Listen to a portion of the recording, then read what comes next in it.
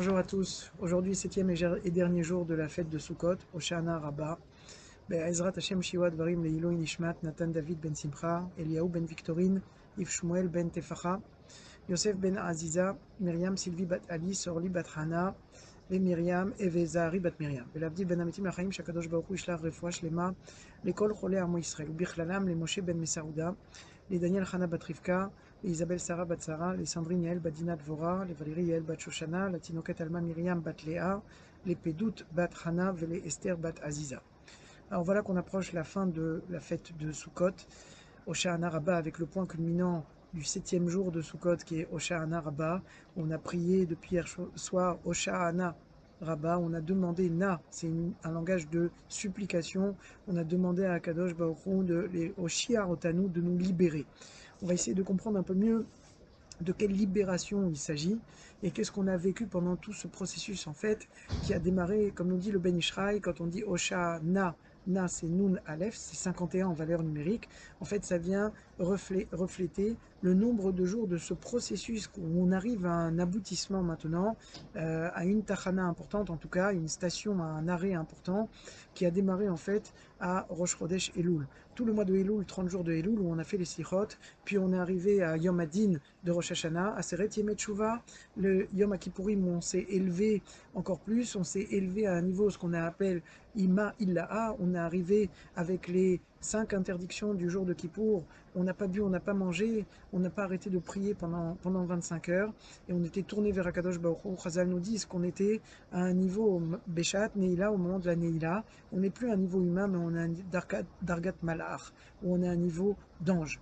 Et quelques heures après cette romémout, cette montée spirituelle où on est arrivé à des niveaux très très importants en montant doucement doucement depuis ce processus qui s'est construit d'étape en étape depuis Rosh Chodesh Elul, on est arrivé à ce niveau de Malach. Alors on sort de Neila, on va manger un petit truc et puis directement, comme nous dit le Shulchan Aruch, on passe Michaïl El Chaïl pour pas quitter d'une mitzvah en une autre mitzvah et on prend le marteau, on prend des bouts de bois et des clous et on commence à faire la souka. C'est-à-dire qu'on retombe quelque part dans quelque chose de très matériel après avoir été à un niveau très très haut. Mais justement, on va voir que cette connexion-là et ce ribourg, cette transition-là, c'est une transition qui en fait, c'est pas du tout matériel, c'est en fait c'est une élévation, c'est un niveau encore plus élevé. Et en fait, comme nous dit Srazal, donc on va construire notre souka pendant ces 4 jours qui séparent la fin de Yom Kippour et qui vont nous permettre d'arriver jusqu'à Sukkot. Et donc, on se retrouve avec les tfanot, les parois, les côtés de la souka, les pans de la souka, et avec le srach. Et là, le srach, qui représente en fait les Hanane Kavod avec les parois de la souka. Et donc, comme nous dit le Zohar, on est à ce moment-là Betsela de Memnuta.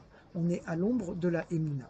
On est blotti, on est protégé, on se sent comme dans un cocon, puisque c'est un endroit en fait où on va, maintenant qu'on est nouveau, qu'on a commencé une nouvelle année, qu'on a fait Teshuvah, on est revenu vers notre source, on est revenu en fait, comme on a pu l'expliquer, vers notre vrai moi, c'est-à-dire que mon vrai moi qui est enfoui dans mon fort intérieur, et bien avec le travail que j'ai fait des slichot, le travail de Teshuvah, qui est un travail de retour, alors j'ai pu retrouver un petit contact justement, petit ou grand, ça dépend des personnes, avec mon vrai moi. Et maintenant que j'ai retrouvé ce contact, Ta'amu ou Kitov, j'ai goûté à ce contact, je veux rester proche de ce contact, donc je veux changer un petit peu pour essayer de m'éloigner un peu moins que ce que j'étais l'année dernière. Donc je suis obligé de réapprendre à vivre toutes les choses les plus simples, boire, manger, dormir, parler, comment me comporter. Et ça, c'est ce stage-là que je fais dans la souka où je suis blotti, d'accord, je suis blotti dans la souka, comme nous disent Tachat Kenafaf Terse, en dessous de l'aile d'Akadosh Baruch Hu, je me blottis et je me protège, puisque la souka, c'est donc un endroit qui nous protège. Donc, comme on le dit dans le psaume Les David Mizmor, où on dit Itzpeneni beyom ra'a, Itzpeneni besuko beyom ra'a, que Akadosh Baruch Hu, il va me cacher, il va me protéger de tous les dangers dans sa souka. Et comme nous dit Srazal, ce qui est écrit dans Parashat Azinu, au tout début de la paracha, la Medbet, Perek la Medbet, Pasuk Yud, il est écrit que Akadosh Baruch Hu nous a trouvés dans le désert, Yimtsaeu be'eretz midbar, et il y a marqué là-bas, Yisoveveneu ve'iboneneu, qu'il nous a entourés. Alors Rachid nous dit là-bas par les 4 les 4 drapeaux du camp quand le camp d'Israël se promenait, se baladait dans le désert. Et Chazal nous disent de là que ça fait allusion aux 4 tfanot, aux 4 pans de la soukha. Et regardez, il écrit Isovevenu, Isoveveneu, il nous a entourés, mais Iboneneu, et il nous a construit, il nous a donné de la bina. Et après, il est marqué Itsereneu, Keishon Aino. Et il nous a gardé, il nous a préservé comme la pupille de son œil. Tellement donc c'est quelque chose qui est très cher à Kadosh Baruch Hu, c'est le Ham Israël, avec qui il réside dans la soukha, ce qu'on appelle Betsela des Memnuta, à l'ombre de la Emouna. On va essayer de comprendre un peu ce que c'est que cette ombre de la Emouna. Et donc c'est un processus qui est un processus de construction, un processus de bnia, où je me suis, en fait, qui dit construction, dit que je me suis, en fait, je me suis renforcé. Je me suis renforcé et je ressors de là plus fort. Et je voudrais vous lire un petit passage que je vous enverrai, qui sera aussi dans les ajouts à cette vidéo, que vous pouvez trouver plus bas dans les notes, en fait, qui est une des tfilotes que j'aime beaucoup, qui m'émeut chaque année à moi, quand je sors de la soukha. C'est une tfila qu'on va faire dans quelques heures, quand on sort de la soukha, qu'on re-rentre dans notre maison. Et on demande à Kadosh Baruch Hu, je vais vous lire ces quelques phrases. Ribona de Alma, Ribona Olam, c'est-à-dire maître du monde, Yeraava min kodamar, Yeratzon milefanecha, que ce soit la volonté de devant toi, chez Otam Malachim Akdoshim Ashayachim les mitzvah soukha, que tous les malachim, que tous les anges qui sont dans la soukha avec nous, ou les mitzvot Arbat Aminim, et qui sont rattachés aux mitzvot des Arbat Aminim, du Lulav, de la Harava, du Hadas et du Etrog, Anoagim Bechag Asukot, Emiklavu Imanu Betsetenu Minasuka, Veikansu Imanu Lebatenu Lechaim Shalom, Liot Tamid, pour qu'il soit toujours Alenu Shmira Eliona Mimeon Kochecha. Donc qu'est-ce qu'on demande ici? On demande à Kadosh Baruch Hu, on fait une tfila juste en sortant de la soukha, que les anges qui nous ont protégés dans la soukha, et on va essayer de comprendre comment ces anges-là nous ont protégés, cette protection-là, cette sensation-là de construction et de protection, et en fait de kirva, de proximité avec Akadosh Baruch Hu, que cette sensation-là ne me quitte pas quand je vais quitter la soukha, mais que cette sensation-là, par l'intermédiaire des anges, rentre avec moi de la soukha, que ça passe maintenant, et que cette sensation, j'arrive à la garder quand je suis rentré dans ma maison. Quelle différence il y a entre la maison et la soukha? On l'a vu quand on est rentré dans la soukha, qu'un homme il doit quitter son dira kvoua, son appartement, son lieu de résidence, qui est un lieu fixe, qui est solide, où j'ai un toit qui est un toit imperméable qui ne laisse pas rentrer la pluie. C'est bien que ça ne laisse pas rentrer la pluie, mais d'un autre côté, le problème, c'est que quand le toit il est bien fort et imperméable, je ne vois pas le ciel. Je ne vois pas le ciel, je perds le contact avec Akadosh Baruch Hu. C'est pas juste un contact visuel, c'est un contact même spirituel. Oui, le contact spirituel, c'est que quand je suis dans la soukha, je suis conscient que je suis dans une maison qui est une maison provisoire, quelque chose qui est très fragile, quelque chose qui peut s'envoler à n'importe quel moment. On a eu en Israël un des premiers soirs de la pluie ici, on a dû sortir en plein milieu de la nuit, donc on sent qu'on est blotti, on s'en remet complètement à la Shmira d'Akadosh Baruch Hu. Et cette sensation-là, c'est ce qu'on appelle le Zman Simchatenu. Quand quelqu'un il arrive à profiter, à sentir qu'il s'en remet, Tachat Kenafav Terse, qu'on se remet à Akadosh Baruch Hu, qu'on se blottit sous son aile et qu'on s'en remet à lui, et qu'il n'y a pas plus grande protection en fait que de comprendre qu'il n'y a que Akadosh Baruch Hu qui peut vraiment nous protéger. Alors on demande justement, c'est ça le Zman Simchatenu, le temps de joie, et c'est ça, c'est là des Memnuta, c'est ça d'être à l'ombre de la Emouna, c'est d'être justement protégé par cette Emouna-là, que Akadosh Baruch Hu, il est main dans la main avec nous et qui nous protège. Maintenant, on va sortir de la soukha, et bien on demande que cette sensation, on fait cette fila, que cette sensation-là de bien-être, que quand je suis dafka dans un dirat haraï, dans une résidence qui est une résidence provisoire, une résidence qui est fragile, eh bien dafka, je me sens bien dans cette résidence, parce que là, je peux sentir Akadosh Baruch Hu plus proche de moi. Pourquoi? Parce que quand je suis dans une résidence fragile, je comprends que ma protection ne dépend plus de moi. Je ne peux pas me protéger tout seul, je suis obligé de faire appel à lui. Et ça, c'est la vraie Simcha Rabotai. Quand on est capable de rentrer maintenant dans la maison et d'avoir les 4 murs et d'être bien installé chez nous avec un toit et des murs, et de ne pas se dire que maintenant je suis à l'abri de tout, et Kori Veotsem Yadi Asali Atachailazé, que c'est grâce à moi que j'ai tout ça. Mais non, que tout ça, c'est grâce à Akadosh Baruch Hu. Et que la protection, en fait, si j'arrive à garder ce sentiment de harayout, de provisoire, de qu'il n'y a rien de fixe, que tout dépend d'Akadosh Baruch Hu, et qu'en fait la meilleure shmira, la plus grande des protections, c'est pas les murs ni mon toit, c'est justement d'avoir la kirvat Elohim, d'avoir la protection et de sentir Akadosh Baruch Hu à côté de nous, et c'est ça justement d'être Betsela des Memnuta, d'être à l'ombre de la Imuna, c'est-à-dire toujours l'ombre, c'est quelque chose, Hashem Tzilcha Aliyad Iminecha, c'est l'ombre, c'est quelque chose qui ne te quitte pas, c'est quelque chose qui ne te quitte pas quand tu l'ombre qui dit ombre dit soleil. Donc quand tu vois le soleil, quand tu as de la lumière, quand tu arrives à voir l'ombre, c'est-à-dire à voir justement la présence d'Akadosh Baruch Hu. Alors c'est ça qu'on nous dit, c'est ça le Zman Simchatenu. Alors comment justement ce temps de Simcha, on le traduit maintenant à cette jonction qui est la jonction de justement de Hoshana Rabbah et Shmini Hagatzeret. Chazal nous ramène, et je voudrais partager avec vous ce très joli midrash de Shir HaShirim qui est ramené dans le Netivot Shalom de Admor Mislonim, qui nous dit comme ça, que dans Shir HaShirim, quand il y a marqué dans le Chet, le Perek Chet, c'est le dernier Perek de Shir HaShirim, il y a marqué Simeni kachotam al libecha, kachotam al zeroecha. On demande à Kadosh Baruch Hu, il dit Simeni kachotam al. On demande à Kadosh Baruch Hu, c'est Kadosh Baruch Hu qui nous demande qu'on le mette comme un sceau kachotam, comme chotem, d'accord, sur notre cœur, al libera, kachotam al zeoroecha, et comme un sceau, un tampon sur nos bras. Qu'est-ce que ça veut dire? Chazal nous dit que dans le Midrash Rabbah de Shir HaShirim, c'est ramené que, si je ne me trompe pas, c'est le Midrash Rabbah, qui nous dit que le chotam, le sceau sur le cœur, c'est Yom Kippourim. On sait qu'à Yom Kippourim, Beshaat Neila, on ne dit plus Kotvenu Besefer Chaim, on dit Chotmenu Besefer Chaim. On demande à Kadosh Baruch Hu de nous signer. On a un premier sceau, d'accord? C'est une première étape où on est scellé, d'accord? On lui demande de nous sceller dans le livre de la vie, Bezrat Hashem.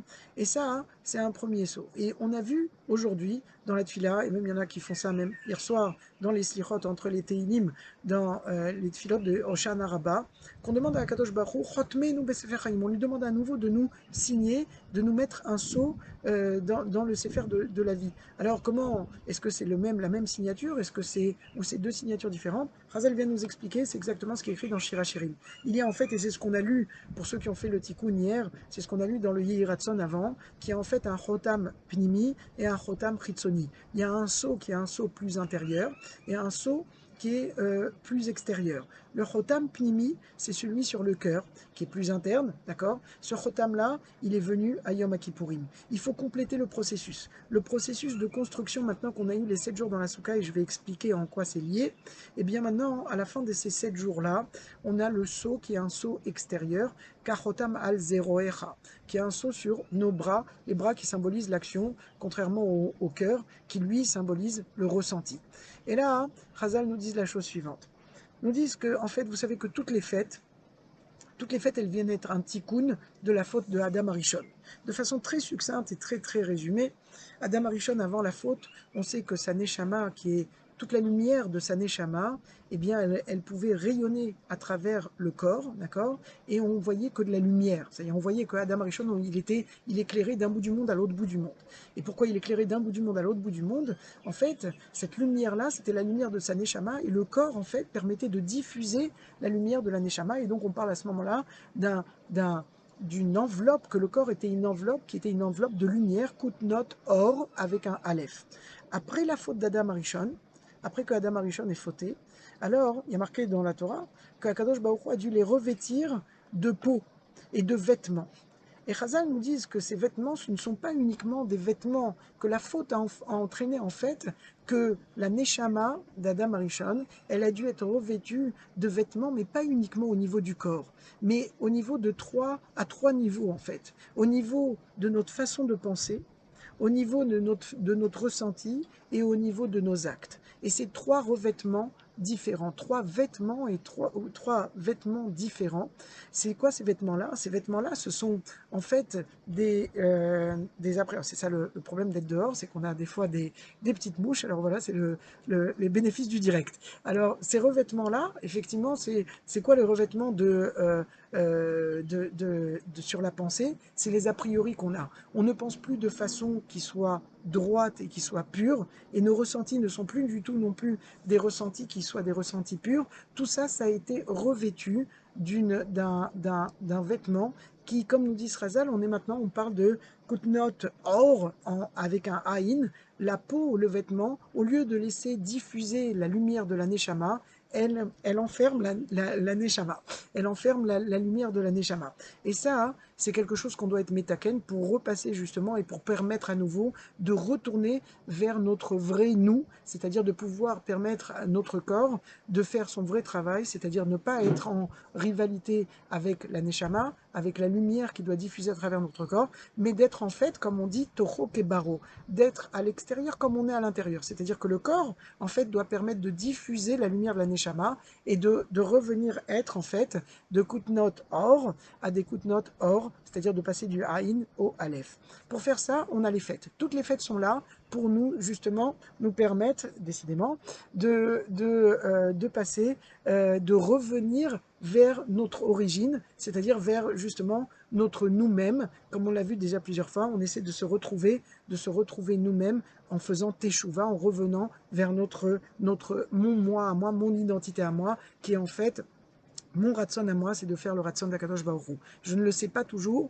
Des fois, j'ai l'impression que je suis loin de ça. Sachez que ça, c'est des a priori au niveau de mes pensées, des a priori ou des façons où je suis conditionné, comment je vais réagir, c'est des a priori au niveau du cœur. Et comment je vais réagir même, c'est des a priori au niveau, c'est des concepts qui sont déjà des idées préconçues et des façons, des réflexes qu'on a appris de comment on doit se comporter, qui sont en fait influencés par la civilisation dans laquelle on vit et dans laquelle on a grandi, et qui sont des fois loin du chemin que la Torah nous donne. Donc cette période-là, Chazal nous dit justement que ces trois niveaux de revêtement, de vêtements, d'accord. Eh bien, ces trois niveaux qu'on retrouve, on a des moments où où on a des aides justement pour pouvoir retrouver notre vrai nous au niveau de notre pensée, au niveau de notre cœur et au niveau de nos actes. À Rosh Hashanah, on a travaillé sur la pensée. On arrive à faire teshuva et repenser d'une façon pure, d'une façon qui soit une façon saine, une façon où Hachem ou Ameler, où Akadosh Baruch Hu, il est le Meler. Et ça doit être l'origine de toutes mes pensées, et qu'à la base de tout, c'est Akadosh Baruch Hu qui est à la base de tout, et donc c'est ça qui doit être le début de mes pensées. Ça, c'est la première chose. Yom Kippourim, on a travaillé sur le cœur. On a réussi à faire tomber justement ces a priori au niveau du cœur et de ces ressentis au niveau du cœur. Et ça, on a réussi à les taher libenu, vetaher libenu les ovdecha behemet, à purifier notre cœur pour pouvoir te servir, toi, Akadosh Baruch Hu, behemet. Eh bien, à Sukkot, on a fait tomber le dernier vêtement, et je suis allé, si vous faites attention, je suis allé du plus profond au plus superficiel, c'est-à-dire que chaque acte, il a commencé par une pensée avant de devenir un acte qui s'est transformé en un sentiment que j'ai envie de faire, de réaliser cette pensée, et qui s'est réalisé effectivement par nos mains, par nos actes. Et donc, Chazal nous dit, Siminika chotam alibecha. De la même façon que tu m'as scellé, que tu m'as mis un sceau au niveau de mon cœur à Kippour, où je suis revenu, où j'ai pu dévoiler mon vrai cœur, Vetaher libenu, où j'ai pu purifier mon cœur. Alors on demande à Akadosh Baruch Hu que cette période de Sukkot, où j'ai appris maintenant, on a vu ça, on sait qu'à Kippour, on a dû, pour pouvoir s'élever vers Imaïla, pour pouvoir monter et être à un niveau de Malar, comme j'ai dit tout à l'heure, on a dû ne pas boire, ne pas manger, etc. et prier pendant 25 heures. Eh bien, sachez, Rabotai, que pendant Sukkot, on a pu justement, même on était dans quelque chose qui a priori est très matériel, eh bien c'est la Shrina qui est descendue vers nous, et c'est un niveau encore plus haut. C'est pas que quand j'ai pris 2 heures après le Neila, que j'ai pris des clous et des bouts de bois pour faire la souka, c'est pas que je suis descendu d'un niveau très haut à un niveau très bas, pas du tout. Je suis monté à un niveau plus haut où je n'ai pas besoin de me déconnecter du matériel pour pouvoir être dans la Gdusha. Au contraire, je peux maintenant être dans la asiya du matériel, faire ma souka, mais c'est une mitzvah, et donc je peux être dans la Gdusha en faisant justement le matériel, ce que je ne pouvais pas faire juste avant. J'avais besoin justement d'abord d'être scellé au niveau de mon cœur, d'avoir fait le travail depuis le mois de Elul, puis au niveau de Rosh Hashanah, au niveau de ma pensée, pour faire tomber maintenant au niveau des actes. Puisque qu'est-ce que j'ai fait pendant Sukkot? J'ai mangé, j'ai bu, j'ai fait des choses naturelles, des choses que je fais tous les jours, mais je les ai faits, je ne suis plus le même que l'année dernière. Chaque fois que tu as fait quelque chose dans la souka, que tu as bu, que tu as fait une bracha, que tu t'es assis, que tu as étudié un peu dans la souka, tu n'es pas le même que l'année dernière. La façon dont tu bois, la façon dont tu manges, la façon dont tu as fait une bracha, elle a dû changer un petit peu et c'est ça ce qu'on a voulu de toi, c'est qu'on ait changé un petit peu. Alors maintenant, pourquoi on a été jugé à Hoshana Rabbah et pourquoi on a jusqu'au Shmini Chagatzeret pour que la pitka, pour que les papiers sortent vers chacun de nous avec le décret, c'est justement pour voir si maintenant qu'on a fait tomber ces habits, qu'on a pu revenir à notre nous-mêmes, qu'on n'est plus avec les a priori qui nous étouffaient, qui étouffaient notre neshama, notre vrai nous, qui empêchait notre vrai nous de s'exprimer, maintenant qu'on a fait tomber ces habits au niveau de la pensée, au niveau du cœur, alors le dernier qui restait c'était au niveau de Zero Echa. On demande à Kadosh Baruch Hu, Simenika Chotam, de mettre un sceau au niveau de Zero Echa, de nos actions. Est-ce qu'au niveau de nos actions, on a réussi aussi à changer un tout petit peu, à être un peu plus dans la doucha, à sentir un peu plus à Kadosh Baruch Hu avec nous. Et c'est ça le stage qu'on a eu dans la Souka pendant cette bnia, ce processus de construction justement qui s'achemine aujourd'hui. Alors si vous faites attention, ce processus de construction, de la même façon que nous, pendant les 7 jours, on a fait des hakafot, on a tourné autour de la Torah avec les Arbat Aminim qui nous ont permis avec le Lulav de faire descendre en faisant la Olacha Ve'aba'a, en faisant avec le Lulav, je l'ai emmené vers le ciel et je l'ai ramené vers le cœur. Alors j'ai fait ça 36 fois, si vous faites attention, 3 fois et chaque fois avec 2 mouvements, monter et descendre, dans 6 directions, ça fait 6 fois 6, ça fait 36 comme Lou lave, c'est Lou, la Medvav, c'est 36, lève vers le cœur. J'ai fait ça 36 fois vers le cœur parce que j'ai ramené le Shefa d'en haut, la lumière d'en haut, je l'ai ramené vers le bas, je l'ai ramené pour pouvoir justement que m'imprégner moi de lumière, de Gdusha. Et cette lumière-là maintenant, elle doit se traduire par mes actes de tous les jours, ma façon de penser, ma façon de voir, ma façon d'écouter, ma façon de faire la bracha, de faire une tfila, etc., etc. Et ça, Rabotai, j'avais besoin de tous ces a priori, ces kelim, ces outils qui m'ont aidé. Maintenant, à la fin de Hoshana Rabbah, je laisse le lulav, je défais les igouds du lulav et je fais juste la harava. La harava, le minag des Nevi'im, qui est de frapper sur le sol, havit, la chavata, avec la harava. Vous savez que la harava, le sens symbolique simple, c'est que ça rappelle justement les lèvres de l'homme et donc de la bouche. Et ces lèvres-là, donc ce qui nous reste maintenant, le keli, essentiel, l'outil essentiel, c'est la tfila rabotaï, c'est la bouche. C'est la façon dont je vais utiliser ma bouche et la façon dont je vais parler et la façon dont je vais pouvoir m'adresser à Kadosh Baruch Hu. C'est ça l'outil qui nous reste maintenant quand on va sortir de la soukha. Un dernier point, Kadosh Baruch Hu nous a construit, on a nous tourné autour du Sefer Torah qu'on a fait les hakafot. Si vous faites attention maintenant, comme nous dit Srazal, ce soir, Hashmini Chagatzeret, qui est aussi Simchat Torah en Israël, et bien maintenant, on ne va pas tourner autour de la Torah, on va tourner avec la Torah. On va pouvoir prendre le Sefer Torah et danser avec le Sefer Torah pour faire corps avec le Sefer Torah. Jusqu'à maintenant, la Torah, c'était quelque chose qui était miprinat or mekif. C'était une lumière qui était une lumière que je ne pouvais pas atteindre. Pendant ces 7 jours, sous l'image, comme nous dit Srazal, qui est raconté du Ham Israël, quand il est rentré en Israël, que pendant 7 jours, il a tourné autour des murailles de Yéricho, et que le 7e jour, les murailles sont tombées. Ces murailles, ça symbolise le mur, la séparation qui nous empêche entre nous et Akadosh Baruch Hu. C'est les murailles entre nous et Akadosh Baruch Hu. C'est 7 jours de Hakafot, et les 7 Hakafot qu'on a fait à Hoshana Rabbah, ça fait tomber les murailles. Ça fait tomber ce qui nous sépare d'Akadosh Baruch Hu. Et c'est ça qui nous permet de danser avec la Torah. La Torah, c'est la façon de communiquer avec nous d'Akadosh Baruch Hu dès ce soir. Et comme on a dit plusieurs fois, et c'est ça la Rabotai, ce qu'on prend avec nous de dehors de la soukha et ce qu'on va prendre avec nous pour toute l'année, Be'ezrat Hashem, c'est Ata or eta ladaat, ki Hashem hu Elokim en od milevado. Akadosh Baruch Hu Hashem hu Elokim. Akadosh Baruch Hu en haut, c'est Akadosh Baruch Hu en bas. Hashem, le nom d'Hashem dans les mondes supérieurs, c'est le nom d'Hashem à Elokim qui gère ce monde, c'est le même Rabotai. Si on arrive à voir dans tout ce qui se passe dans notre vie de tous les jours, on peut voir la présence d'Akadosh Baruch Hu. Il suffit de voir avec la paire de bonnes lunettes, et maintenant c'est très facile, maintenant que je vais rentrer dans ma maison, avec tout ce que j'ai été, toute cette impression, ce qu'on m'a construit pendant cette période qui a démarré il y a 51 jours, que je prends avec moi maintenant, depuis la soukha, et que je rentre avec moi. Alors comment je termine ce processus-là? Aujourd'hui, demain, on va lire Vezot Aberacha, on va finir par lire, on finit la Torah et on va recommencer la Torah. Tout ça pour nous dire Vezot Aberacha, comment on commence la Torah? Bereshit bara Elokim et Hashamim et Haaretz. Akadosh Baruch Hu, il a construit, il a créé le monde. Et on finit la Torah, les derniers mots de Vezot Aberacha, c'est les Aînés Kol Israël. Pour dire tout le dernier pasouk, comment il est écrit dans le dernier pasouk, il est écrit que, je vous le lis juste, Ulchol ולכל היד החזקה ולכל המורא הגדול אשר עשה משה לעיני כל ישראל, devant les yeux de tout le peuple d'Israël. Et Chazal nous disent que l'Aïné Kol Israël, on a l'habitude de continuer Bereshit bara Elokim et Hashamim Ta'aretz. Pourquoi on recommence? Parce qu'il n'y a jamais de fin chez nous. À chaque fois qu'on finit un processus, c'est pour en commencer un nouveau. Et alors on peut lire le pasouk comme si c'était l'Aïné Kol Israël Bereshit bara Elokim et Hashamim Ta'aretz. Que maintenant on peut voir devant l'Aïné Kol Israël, que chacun y voit, tout le peuple d'Israël, il peut voir maintenant que c'est Akadosh Baruch Hu qui a créé les cieux et la terre. Hachem ou Elohim. Que Akadosh Baruch Hu, c'est lui Elohim.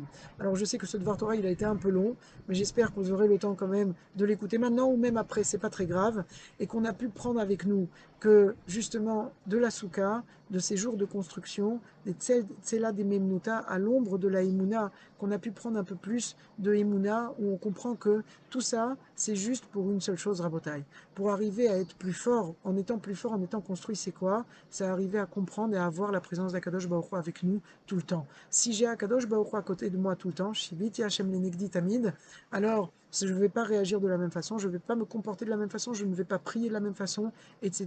etc. Et c'est ça, Be'ezrat Hashem, qui amènera la Géoula. Je vous souhaite une excellente fête de Shmini Chagatzeret et de Simchat Torah. Be'ezrat Hashem, que maintenant toute la Shefa, elle se traduise avec le Tikkun Geshem qu'on va faire demain, Be'ezrat Hashem. Toute cette Shefa qui était à un niveau spirituel, elle va descendre maintenant et se traduire en Geshem, en matérialité, et que tout le monde ait une année qui soit pleine de bonne santé, de bonnes nouvelles, de Shefa, d'abondance dans le spirituel et dans le matériel. Amen, Ken Yeh Ratzon.